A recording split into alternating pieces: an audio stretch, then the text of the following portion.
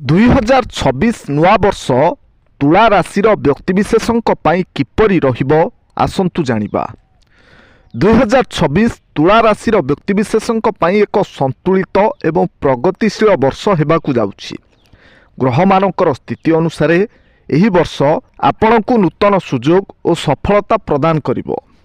Career ଓ ଚାକିରି କ୍ଷେତ୍ରରେ ଏହି ବର୍ଷଟି ବହୁତ ଶୁଭ ରହିବ।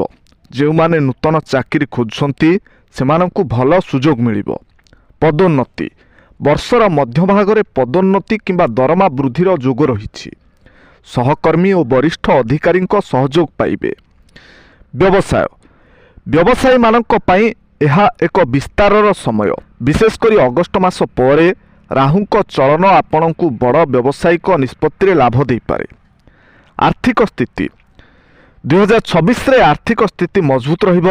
ଅଟକି ରହିଥିବା ଟଙ୍କା ଫେରି ପାଇପାରନ୍ତି। ନିବେଶ ସମ୍ପତ୍ତି କିମ୍ବା ଯାନବାହନ କିଣିବା ପାଇଁ ମଧ୍ୟ ଏହା ଏକ ଉପଯୁକ୍ତ ବର୍ଷ।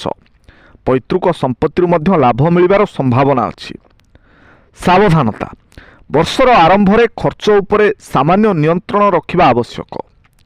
ଶିକ୍ଷା ଓ ପ୍ରେମ ଜୀବନ ବିଦ୍ୟାର୍ଥୀମାନଙ୍କ ପାଇଁ ଏହି ବର୍ଷ ଅତ୍ୟନ୍ତ ଶୁଭ।